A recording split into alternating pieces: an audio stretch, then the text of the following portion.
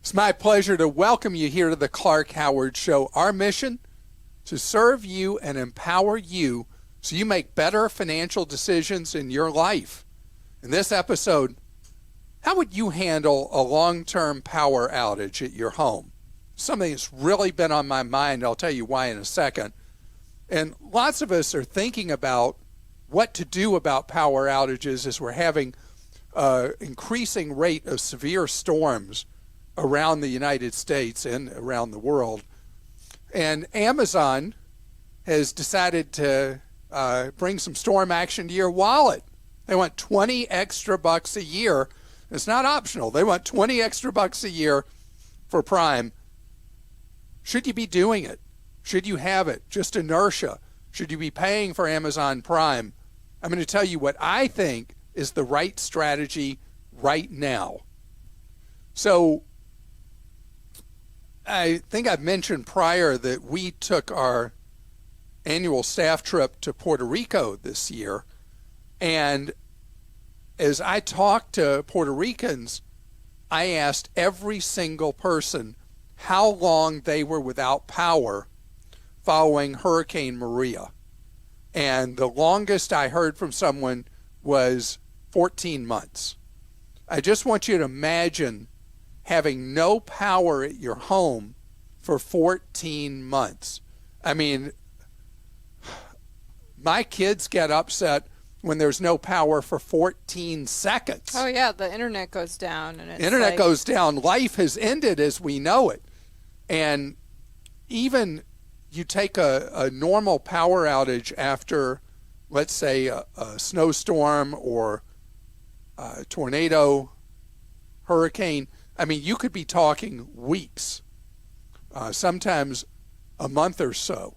I mean, what happened in Puerto Rico was a complete tragedy for people on the island.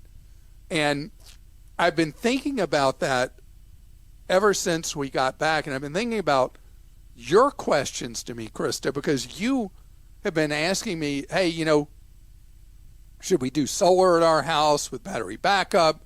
Should we do a generator? What do we do?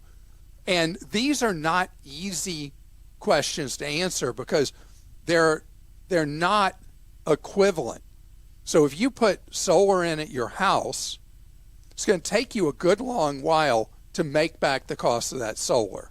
Probably 9 years at your house, I think was what it turned out to be. Yes.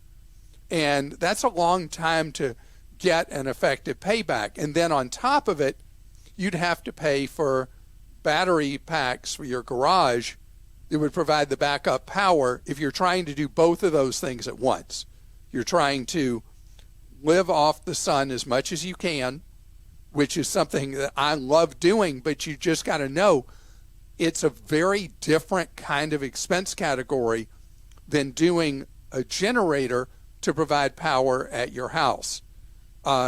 And then the combination of the solar and the batteries, it's a fantastic thing, and it will eventually, probably within 7 or 8 years, maybe shorter, people will be able to de-grid where if you're, let's say you have a place in the mountains and with the rural electric cooperative, it's really expensive to run power to that cabin, you'll be able to put in solar, put in batteries, and be off the grid. The batteries serve two purposes. One, they provide power when the sun's not shining, and they provide backup power for a reasonable period of time for you to be able to continue to operate when there's an outage. So forgetting the de-gridding, but you have a power outage, you're still able to operate with the batteries.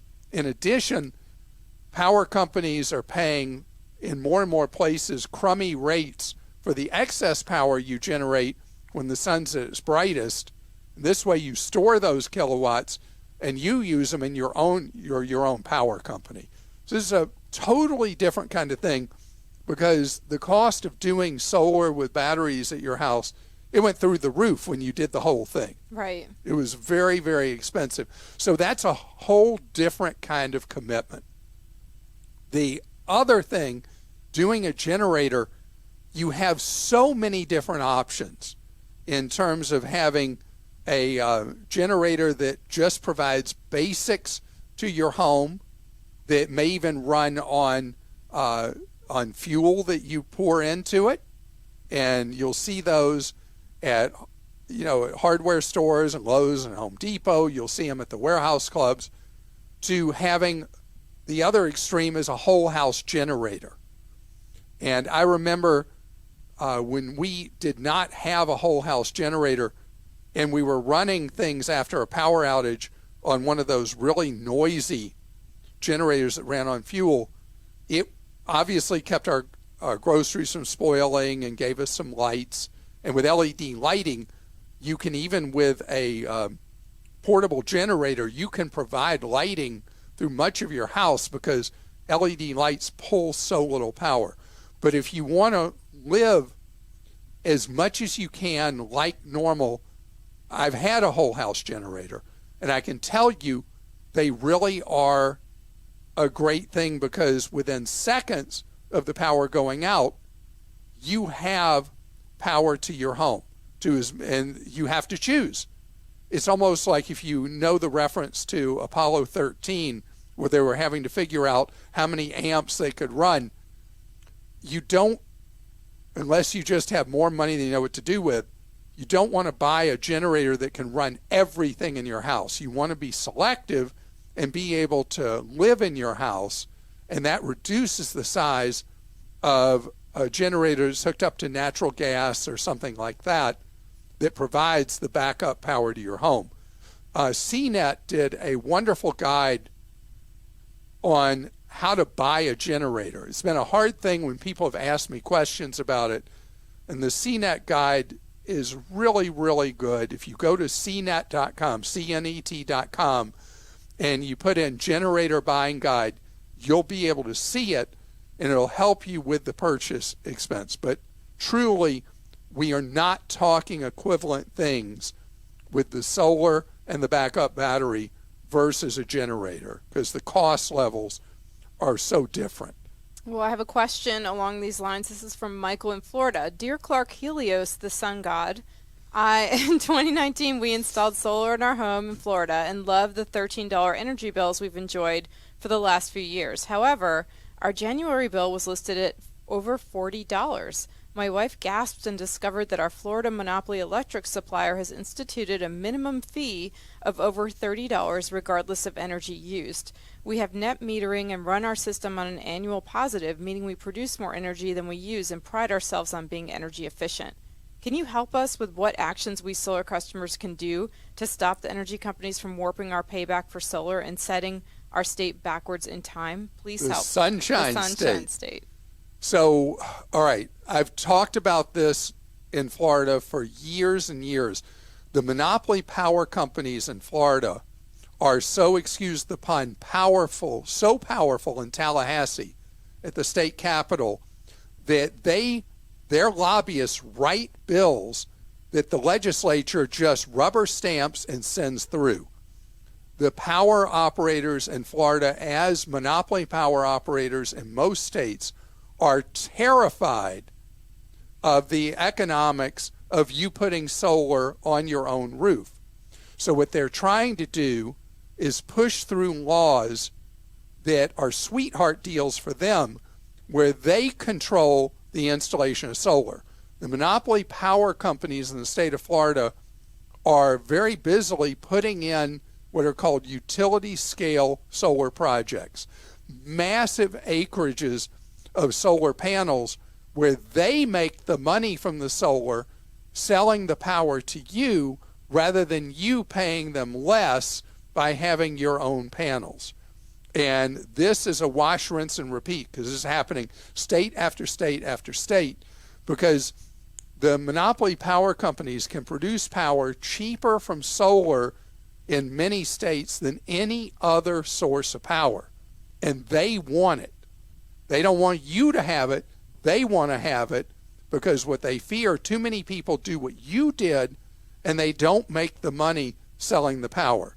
So, Michael, where you didn't have the power was in Tallahassee, and the legislature rubber stamping what the two big monopoly power companies wanted in the state of Florida. How could it be two? Because they have different territories. Doing what they wanted to do to hurt people who have spent their own money to put solar in is really scandalous, but that's what happened.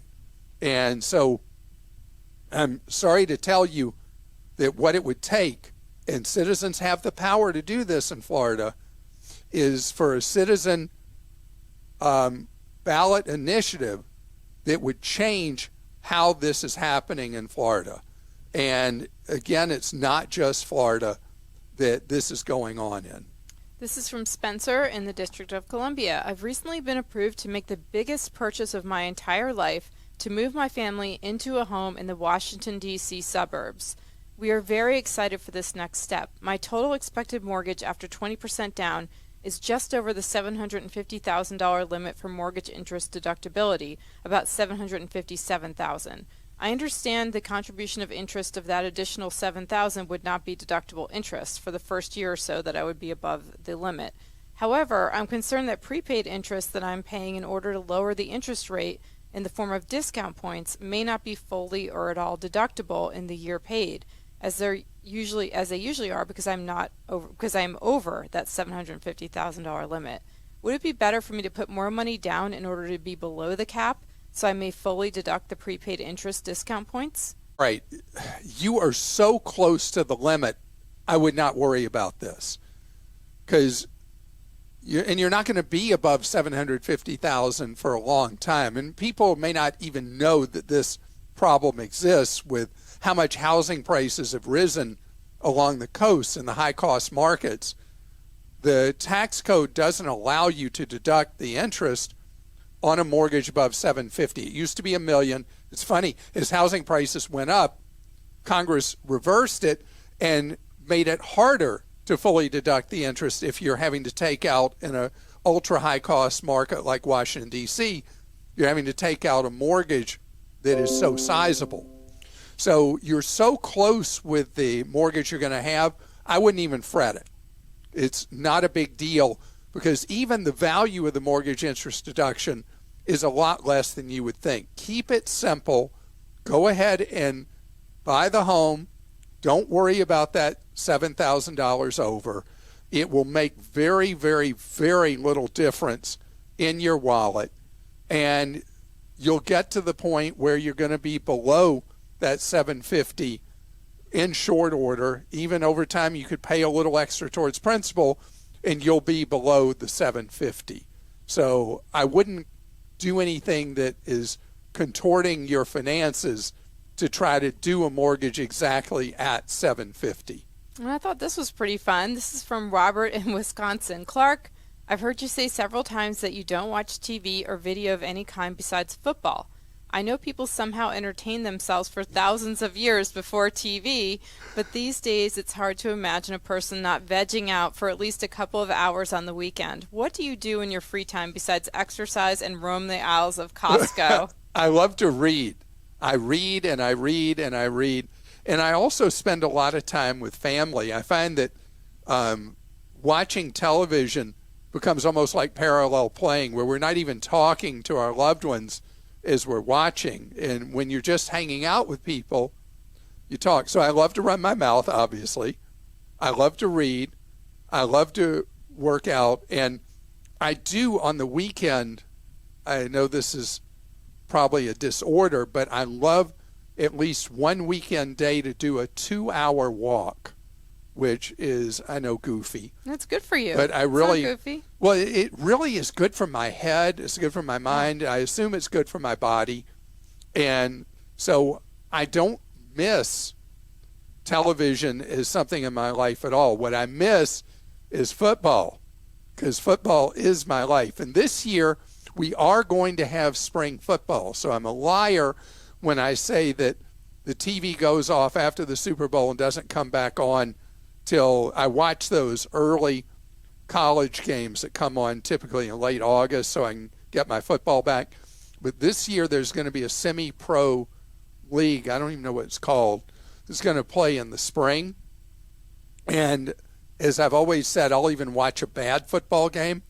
And who knows what the spring football is going to be like. But that will get me at least to sample turning on my TV. Yes, it's true. So coming up next, very well reported that Amazon is going up again on Prime.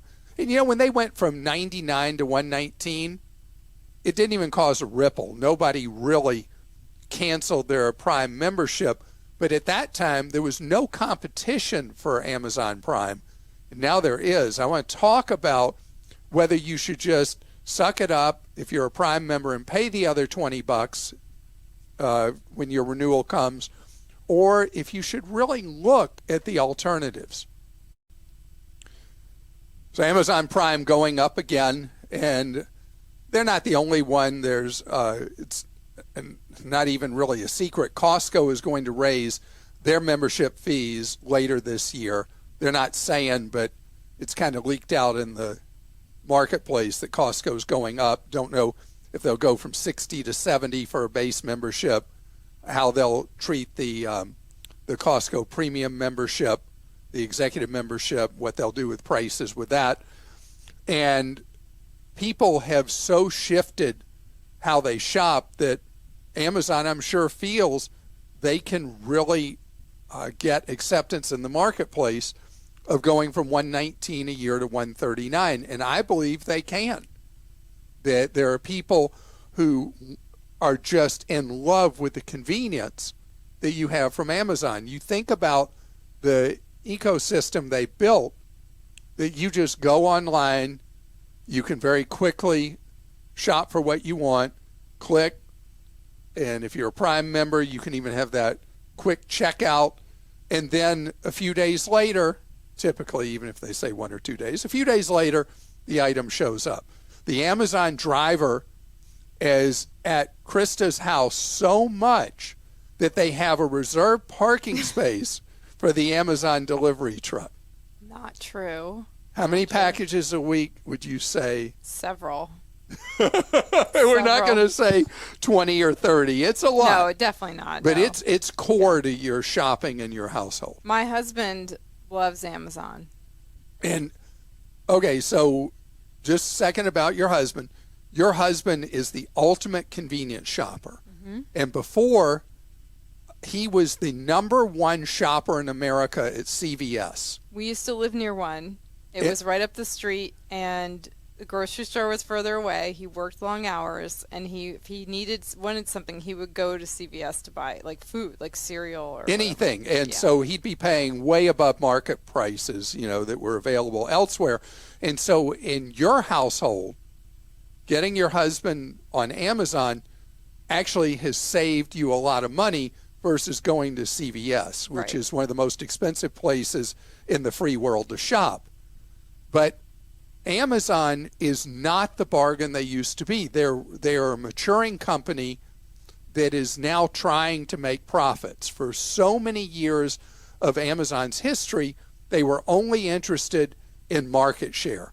And the marketplace was patient with them, allowing them to lose tons of money over the years, selling things below cost to establish mind space in your head and establish presence across the country.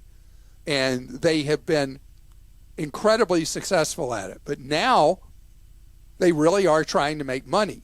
So the cost of goods on Amazon, except for a small number of items, they know that people are constant comparison shoppers, the profit margins are way up, the prices you pay way up. And I ask you to do what I've done. And that is, look at Walmart Plus. You can even join Walmart Plus for a short period of time, try it for a month or two, or you can pay an annual $98. And you will find that consistently Walmart Plus is a lot cheaper than Amazon. The delivery is not the same. Walmart is very inconsistent how delivery works. There are items from Walmart that show up when I order from Walmart Plus that show up within hours of when I ordered, and I didn't ask for that. They actually hire couriers to deliver things if their system says, hey, the best, most efficient place to deliver is from the Walmart store 3.6 miles from my home, or one that's 7 miles from my home. They may hire a courier to bring it there. I don't know how the math works for them, but you get the same price as you would in the store with the membership, and the delivery's free.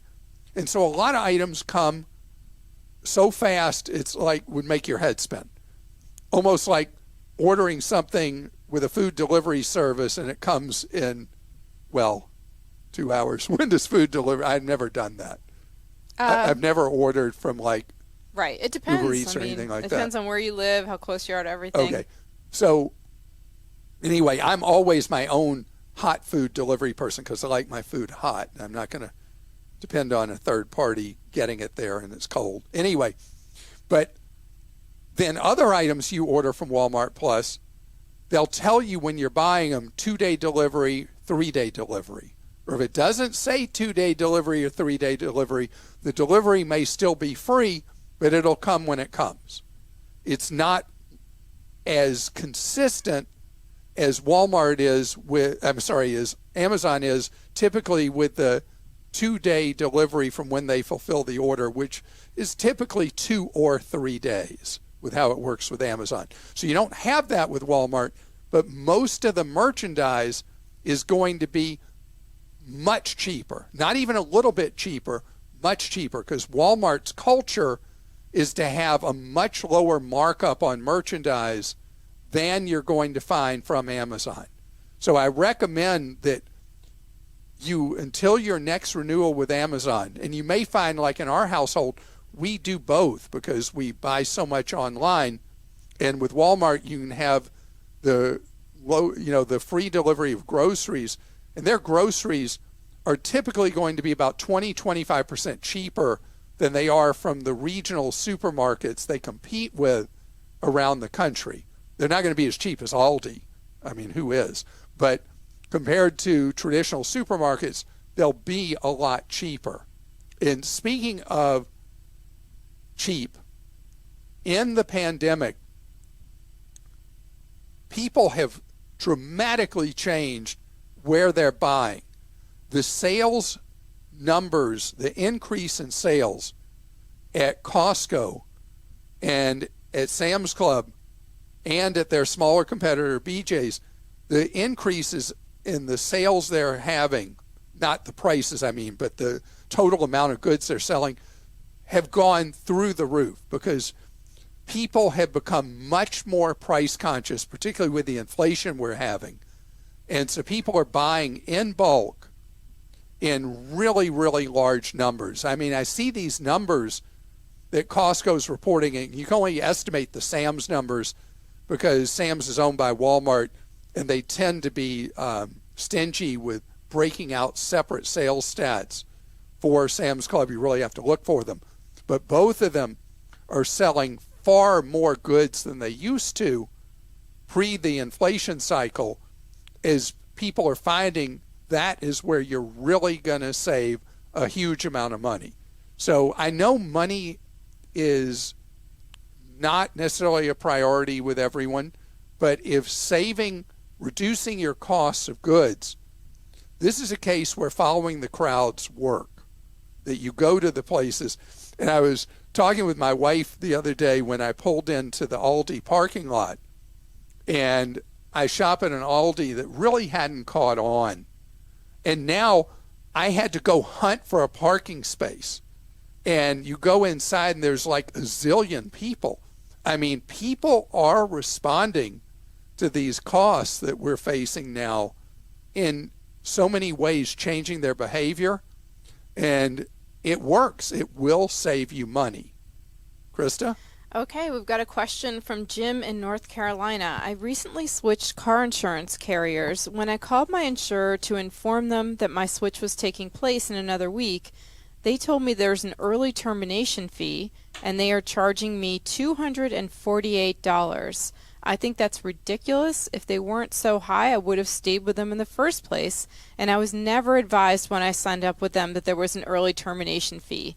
Is there anything I can do to not have to pay this? So, Jim, I immediately want you to contact the North Carolina Department of Insurance and see, because insurance is regulated by the states. And I want you to see if in North Carolina an auto or homeowner's insurer is allowed to charge an early termination fee. As a general rule, you want to switch your insurance for your home and your car at the time of your renewal with who you're with. Because even if they weren't charging you this junk fee, and that's obscene, a $248 junk fee, the way premium refunds are calculated is that the money is front-loaded by most insurers. So if you're in a policy period that's a 6-month policy period, they don't charge you typically in equal sums over those 6 months. They tend, in states they're permitted, to front load the collection of the premium early in that cycle. So if you quit during that cycle, you get a relatively small amount of your money back. In this case, it's punitive, obviously. And the worst part about this from a business standpoint is that they're telling you, never come back to us, never consider us again, by kicking you hard in the rear end on the way out.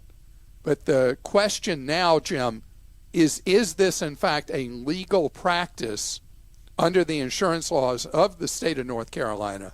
And that's why you need to call the North Carolina Department of Insurance and find out. And I'd go ahead and file a complaint, because that is ridiculous. Even any early termination fee, they're already getting prorated your premiums. But early termination fees, when you're not even going to have coverage from them, is really not acceptable behavior. From James in Indiana, Clark, we're moving to South Dakota where housing is actually 2 to 3 times more expensive. The mortgage lender has talked about a financial product I've never heard of before. It's a 30-year draw home equity line of credit with an integrated sweep checking account. Please tell me everything I need to know about it. It makes no sense to me. Should we avoid it or use it? Please help us save money and avoid a disaster. Okay, thank you. You're going to love South Dakota. I mean, it's beautiful. And a lot of other people have discovered that it's really beautiful. And the housing costs, as you have discovered, are shocking in parts of South Dakota. Particularly the western half of the state has become a very desirable place for people to move because of all the parks and all that, and the beauty. Not dissing eastern South Dakota, I'm just saying. Anyway, the product that's being pitched to you, I will diss it. I despise it. I hate it. It is horrible. What you do is you're in a marketplace where mortgage rates still are very, very low by historical standards, not the low they were at certain cycles during the pandemic, but rates are still extremely low. You give that up at a time of rising rates, and you go into a floating rate home equity line of credit. And there's all this propaganda about how this is going to make it possible for you to get out of mortgage debt in as little as 7 years instead of 30 years. Like there's some kind of magic to what's going on. So let me tell you what the concept is. Concept is every paycheck you make goes into this joint account that's a debt and credit. So you have your money, and then you have the money you owe. The idea is that every time you get a paycheck or any money deposited into the account, it lowers the balance on the home equity line of credit. And then as your expenses mount during a month and you pay your various bills, then the balance on the HELOC goes up. And the only way the presentations work out is if you pay the mortgage in exclusion to everything else you have in life. And then, yes, ultimately you could be out of debt potentially quicker. But life doesn't work that way. And I strongly advise against this. Take out a straight, regular, 30-year fixed rate mortgage and take advantage of by regular. If you look back through the history of mortgages, today's 3-point-something% rates are still phenomenal. Even if at some point I have to say the 4-point-something% interest rates, they're still incredible. So just keep it simple. Stay away from this goofy product. And this is from Matt in Ohio. How many credit cards is too many? I currently have and use the Costco City Visa, Citi Double Cash MasterCard, Amazon Prime Visa through Chase, and a store card through Comenity. I have been making more purchases at Target lately and am considering the Target Red Card for this reason. My score is currently 805 at TransUnion, 781 Equifax. I pay off my cards every few days, keeping my utilization low, and the average age of my accounts is 3 years, 6 months. What do you think? So, Matt, there's not such a thing really as too many cards unless and until you're applying. We just had a mortgage question before this. That's the one kind of underwriter who freaks out about the number of cards you have, even if your credit score is great. But there's nothing wrong with it. You know, a lot of these people that are credit card reviewers, they have 40 or 50 different credit cards, believe it or not. So they can evaluate all of them and write about them, and their credit scores can be absolutely great. The big problem with credit cards is having too few. There's lots of potential danger spots with that. And so you right now have a major issuer Visa, you have a major issuer MasterCard, and you have the Amazon Visa card. You're good. You've got 3 major credit cards. Nothing at all wrong with getting more. Now, the store card, you have store cards, and the scoring models are considered to be junk credit. They're not the same as having a Visa, MasterCard, American Express, or Discover. The Target card, the red card, is if I remember right, it's a Target-only spending card. They have a couple of different cards. If they have one that is a Target red card that is a Visa or MasterCard, that would be a better reflection on your credit than having what's known as a monoline, where it's just for that store. Target also offers, and it's one of the exceptions to my no debit card rule, Target offers a red card that is a debit card against your checking account. The idea of all of them is you get the 5% discount on pretty much everything you buy. They do have a MasterCard, I see. So you can do a red card that is a MasterCard. It's a MasterCard and use that at other stores. Okay. And that would give you one more major card. And I want to thank you for listening to this episode of our podcast. I hope you heard something today that helps keep you out of trouble or helps you make a better decision in your life. And as always, if you want to stretch that wallet, you want to check out Clark.com and our bargain site, ClarkDeals.com, as we are there to serve you around the clock. And we have a variety of newsletters that are free to subscribe to. If you want to subscribe to them, when you go to Clark.com, ClarkDeals.com, you'll see how to do that, or you can just go Clark.com/newsletters.